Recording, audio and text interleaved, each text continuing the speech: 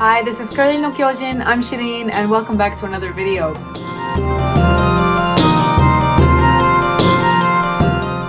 So for today's video, hear me out. Have you ever tried to combine Japanese and Middle Eastern cuisine? I'm gonna be honest with you, I did a little bit of researching because I'm not trying to completely embarrass my culinary skills on the internet and also, embarrass my mom. But there's nothing. I didn't find anything that could help me. But then, okay, so there's this word in Arabic, takhbis. It just kind of means like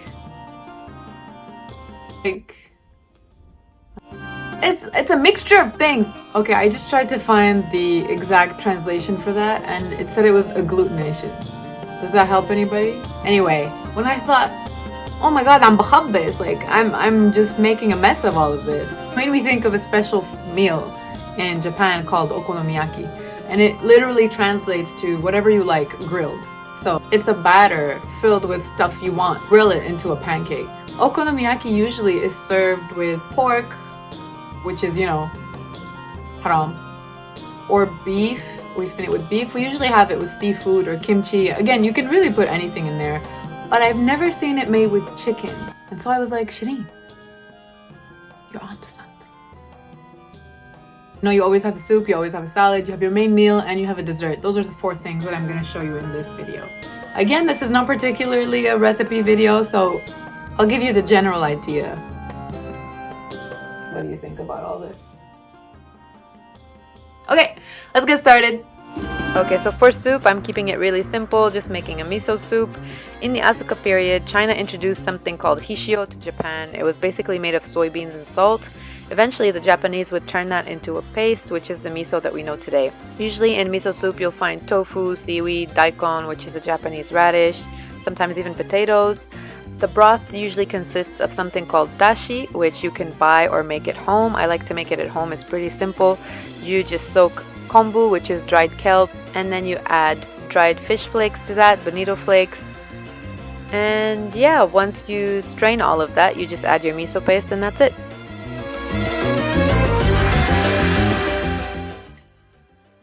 Wow. As for the salad, there's not much to say here really. I just mixed a bunch of vegetables that I really like together and made a sesame dressing to put on top of it. Anyway, it's really good and it's really simple to make.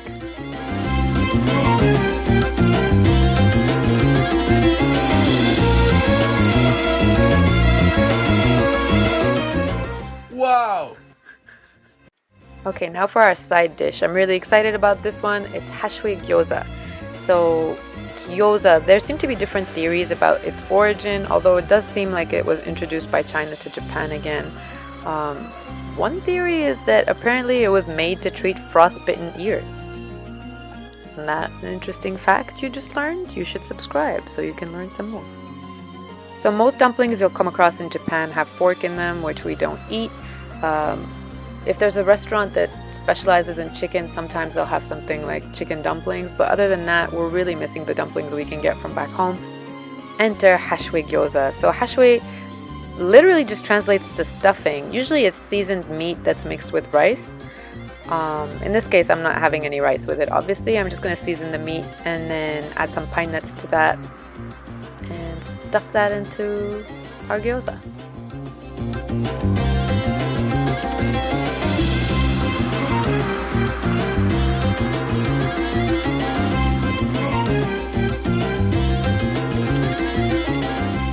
What an amazing blend of Middle Eastern and Asian cuisine. Wow! Okay, so shawarma. Shawarma is, it's that meat you see on those vertical rotisserie spinning things where there's chicken or meat. They cut really thin slices off and they make you a delicious sandwich, or they serve it over rice. So that's what we're doing here, except, I don't have the vertical rotisserie thing. So as far as okonomiyaki goes, like I said before, it translates to whatever you like grilled. So different prefectures in Japan make it different ways. So there are even specialty okonomiyakis. There are traces of its history, but it's still a little bit unclear. Mostly it seems like people who are lacking amenities like rice started cooking things into a pancake-like batter. And you know what? That works out for me. Mine came out looking a little bit more like an omelet than an okonomiyaki, but honestly it still tasted alright, so no complaints here. As far as the sauce goes, so there's a specific sauce used for okonomiyaki. I have found that most of them do include pork, but I found this one at the grocery store that does not. So, you know, when you buy these, if you buy these, just make sure you check the ingredients in case there's anything in there that you don't eat.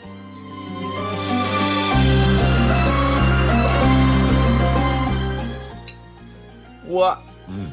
Really good. Actually really good though. Is it actually? Yeah.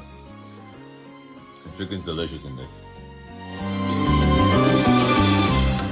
Okay, last but definitely, absolutely, positively not least, Atayef. So that's going to be dessert.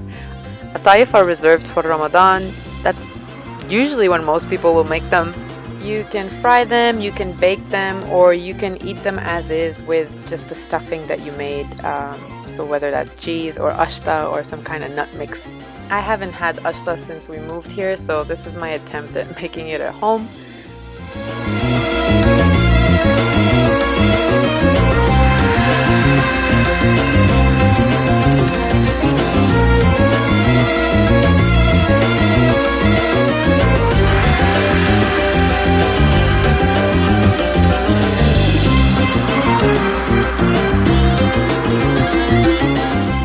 Now for the Japanese fusion part of this, I'm going to use two different ingredients.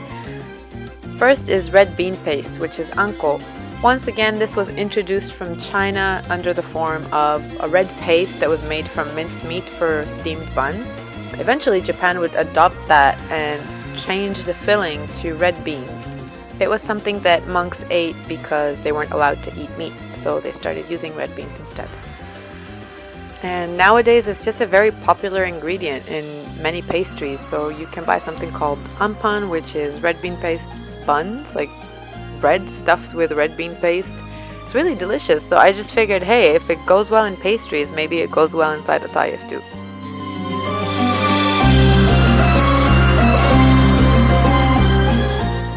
And the second aspect of our Japanese fusion will be a matcha glaze. So matcha is a fine powder made with green tea leaves that were cultivated in a very special way. And usually when you have atayef, you have them with like a syrup, which again I made in this video, so you drizzle that over. So I thought, hey, why not drizzle some matcha glaze too? Here I am trying shirins. You look like you're being held against your will. Here I am trying shirins. Ashta and Anko. Not unko. Wouldn't want to make that mistake. Oh, good God. So hot. It's really good though.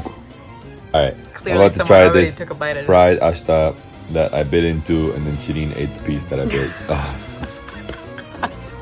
I like it a lot with the Anko. It's really good. You like it? I just got a bunch of Anko too. Wow! That's what I was waiting for.